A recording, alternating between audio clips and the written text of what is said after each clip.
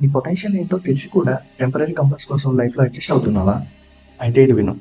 యావన్నర్థ ఉదాపానే సర్వతః సంప్లుతోదకే తావాన్ సర్వేషు వేదేషు బ్రాహ్మణస్య విజానతః. పెద్ద నీటి కొలను ఉండగా చిన్న గుంటలో వాటర్ తాగే వాళ్ళు ఎవరైనా ఉంటారా? మరి నువ్వు నీ కెపాసిటీ ఏంటో తెలిసి కూడా లైఫ్లో ఎందుకు అడ్జస్ట్ అవుతున్నావు? సరే, మనందరికీ తెలిసిన ఒక ఎగ్జాంపుల్ చెప్తా చూడండి. ఎంఎస్ ధోని బయోగ్రఫీ తెలుసు కదా అందరికీ. ధోనికి రైల్వేలో టీసీ జాబ్ వచ్చింది. అప్పుడు తన ఫ్యామిలీ సిచ్యువేషన్స్తో కంపేర్ చేస్తే అదొక సేఫ్ ఆపర్చునిటీ. కానీ ధోని అక్కడే అడ్జస్ట్ అవ్వకుండా తన పొటెన్షియల్ని ఐడెంటిఫై చేశాడు. క్రికెట్ మీద ఫోకస్ చేశాడు. టీమిండియా కెప్టెన్ అయ్యాడు. ఇండియాకి 3 ఐసీసీ ట్రోఫీస్ తెచ్చాడు. ఒకవేళ రైల్వే జాబ్ దగ్గరే అడ్జస్ట్ అయి ఉంటే ఇవాళ ధోని అనే పేరు మనకి తెలిసేది కూడా కాదు. కృష్ణ కూడా అదే చెప్తున్నాడు. మీలో పెద్ద కొలను వరకు వెళ్ళగలిగే కెపాసిటీ ఉంది అంటే చిన్న గుంట దగ్గర అడ్జస్ట్ అవ్వకండి.